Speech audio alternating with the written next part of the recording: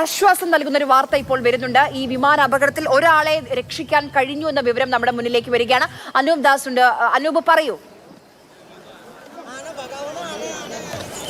ഒരാൾ 11A നമ്പറിൽ സഞ്ചരിച്ച ഒരാളെ ജീവനോടെ രക്ഷിക്കാൻ കഴിഞ്ഞു എന്ന വിവരമാണ് അഹമ്മദാബാദിൽ നിന്ന് ഇപ്പോൾ ലഭിക്കുന്നത്.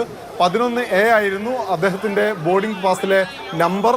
പേര് നമുക്കിപ്പോൾ ലഭ്യമായിട്ടില്ല. എന്തായാലും ഒരാളെ ജീവനോടെ രക്ഷിക്കാൻ കഴിഞ്ഞു എന്നാണ് രക്ഷാപ്രവർത്തകരിൽ നിന്ന്, ആശുപത്രിയിൽ നിന്ന് നമുക്ക് വിവരം ലഭിക്കുന്നത്. ഇപ്പോഴും പറയാം, 202 പേർ മരണപ്പെട്ടുവെന്നാണ് ഔദ്യോഗികമായിട്ട് നേരത്തെ അരമണിക്കൂർ മുൻപ് ഗുജറാത്തിലെ പോലീസ് അറിയിച്ചിരുന്നത്. അതിനുശേഷമാണ് മുഴുവൻ ആളുകളും മരണപ്പെട്ടു എന്ന ഒരു വിവരം പോലീസ് പങ്കുവെച്ചത്. എന്നാൽ ഇപ്പോൾ ഏറ്റവും ഒടുവിൽ ഒരാളെ ജീവനോടുകൂടി രക്ഷിക്കാൻ കഴിഞ്ഞു എന്ന ഏറ്റവും ആശ്വാസമുള്ള, ഇപ്പോൾ എല്ലാവരും പോയല്ലോ എന്ന് നമ്മൾ സങ്കടപ്പെട്ട് നിൽക്കുന്ന സമയത്ത് ഒരാളെയെങ്കിലും ജീവനോടെ കിട്ടി എന്ന ഏറ്റവും ആശ്വാസമുള്ള ഒരു വാർത്ത വരികയാണ് അഹമ്മദാബാദിൽ നിന്ന്. 11A ബോർഡിംഗ് പാസ് നമ്പറിൽ സഞ്ചരിച്ച ആളാണ്. അദ്ദേഹത്തിൻ്റെ പേര് ലഭ്യമായിട്ടില്ല. എങ്കിലും ഈ സമയത്ത് ഒരു പ്രത്യാശയുടെ ഒരു ചെറുനാമ്പെങ്കിലും നമുക്ക് വീണ് കിട്ടുന്നു എന്ന് മാത്രം പറയാൻ കഴിയും. ഒരാളെ ജീവനോടെ രക്ഷിക്കാൻ കഴിഞ്ഞു.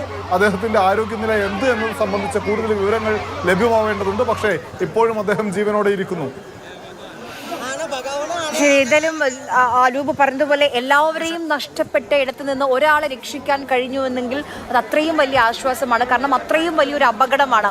ആ വിമാനം തകർന്നു വീണ ഇടത്തിന്റെ ദൃശ്യങ്ങളൊക്കെ നമ്മളിപ്പോൾ കാണുന്നത് പൂർണ്ണമായും കത്തിക്കരിഞ്ഞ് ചാമ്പലായിട്ടുണ്ട്. ആ ഹോസ്റ്റൽ കെട്ടിടത്തിനൊക്കെ ആ അവസ്ഥ നമ്മൾ കാണുകയാണ്. അവിടെ നിന്ന് ഒരാളെ രക്ഷിക്കാൻ കഴിഞ്ഞുവെങ്കിൽ അത്രയും ആശ്വാസം, ഒരാളെ രക്ഷിക്കാൻ കഴിഞ്ഞുവെങ്കിൽ അത്രയും ആശ്വാസം എന്ന് മാത്രമേ ഈ സമയത്ത് പറയാൻ കഴിയുകയുള്ളൂ. എന്തായാലും ആരാണ് എന്നുള്ള വിവരങ്ങൾ നമുക്ക് ലഭ്യമായിട്ടില്ല. എന്തായാലും 11A സ്ട്രീറ്റിലെ യാത്രക്കാരനെ ഇപ്പോൾ ആശുപത്രിയിലേക്ക് മാറ്റി എന്നുള്ള വിവരമാണ് നമുക്ക് ലഭ്യമായിട്ടുള്ളത്. പേര് വിവരങ്ങൾ ഇന്ത്യക്കാരനാണോ അതോ വിദേശിയാണോ, ആ വിവരങ്ങളൊന്നും നമുക്ക് ലഭ്യമായിട്ടില്ല. പക്ഷേ ആശ്വാസം, ഒരാളെ രക്ഷപ്പെടുത്താൻ കഴിഞ്ഞു.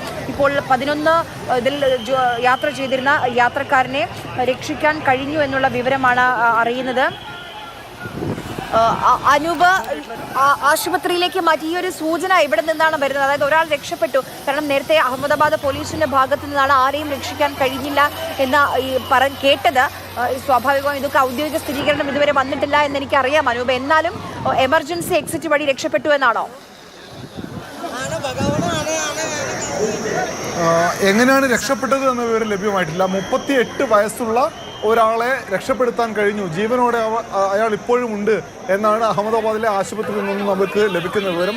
ഈ അഹമ്മദാബാദ് പോലീസാണ് സംഭവ സ്ഥലത്ത് ഏറ്റവും ആദ്യം എത്തിയ. നാട്ടുകാർ രക്ഷാപ്രവർത്തനം ആരംഭിച്ചു. അതിനുശേഷം പോലീസ് എത്തി ഈ രക്ഷാപ്രവർത്തനത്തിന് വേഗം കൂട്ടി. ആ പോലീസായിരുന്നു ഔദ്യോഗികമായിട്ട് വിവരങ്ങളൊക്കെ ആദ്യഘട്ടത്തിൽ പങ്കുവെച്ചുകൊണ്ടിരുന്നത്. അവരാണ് പറഞ്ഞത് ആരെയും രക്ഷിക്കാൻ കഴിഞ്ഞില്ല എന്ന കാര്യവും. പക്ഷേ പരിക്കേറ്റ ആളുകളെയും ആശുപത്രിയിലേക്ക് എത്തിച്ചിരുന്നു. അത് വിദ്യാർത്ഥികളും ഉണ്ടായിരുന്നു, ഒപ്പം വിമാനത്തിൽ സഞ്ചരിച്ച ആളുകളും ഉണ്ടായിരുന്നു. എന്നാൽ വിമാനത്തിൽ സഞ്ചരിച്ച ആളുകളൊക്കെ ആശുപത്രിയിൽ എത്തിയ ഉടനെയോ അതല്ലെങ്കിൽ അതിനു മുമ്പോ ഒക്കെ മരണപ്പെട്ടിരുന്നു.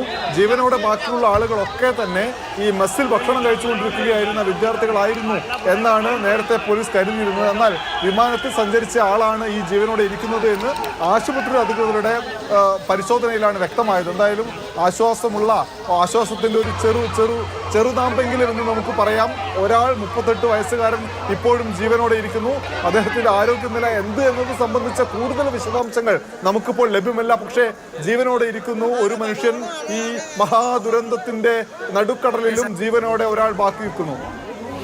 തീർച്ചയായും അനൂപ്, അതാണ് ഇത്രയും വലിയൊരു അപകടം, രാജ്യം കണ്ട ഏറ്റവും വലിയ വിമാന ദുരന്തമാണ്.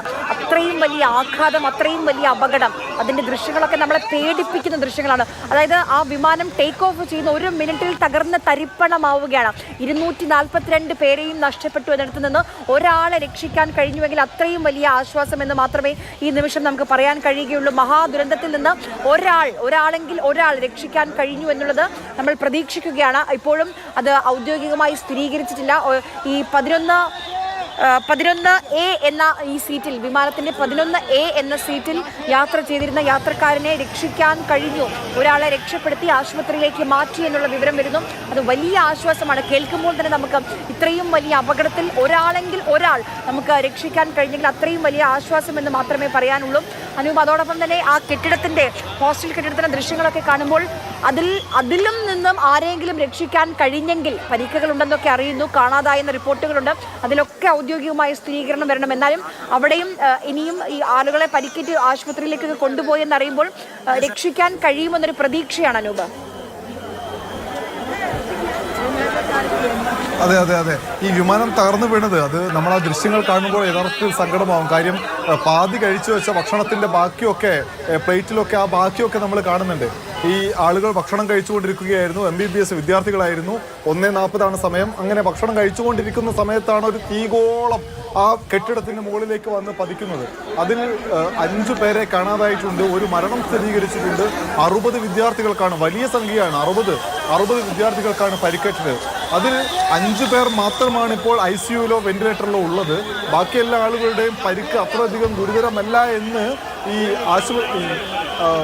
വിദ്യാർത്ഥികൾ പഠിച്ചുകൊണ്ടിരുന്ന മെഡിക്കൽ കോളേജ് പറയുന്നുണ്ട്. അവരിപ്പോൾ ചികിത്സിക്കുന്ന സ്ഥലത്തു നിന്നുള്ള വിവരമല്ല, അവർ പഠിച്ചുകൊണ്ടിരുന്ന സ്ഥലത്തു നിന്നുള്ള വാർത്താക്കുറിപ്പിൽ നിന്നാണ് അക്കാര്യം വ്യക്തമാവുന്നത്. എന്തായാലും അവിടെ വലിയൊരു കേസായിട്ട് സംഭവിച്ചിട്ടില്ല എന്ന് നമുക്ക് ഇപ്പോൾ ഈ നിമിഷം ആശ്വസിക്കാം. കാരണം ഒരു മരണമാണ് സ്ഥിരീകരിച്ചത്.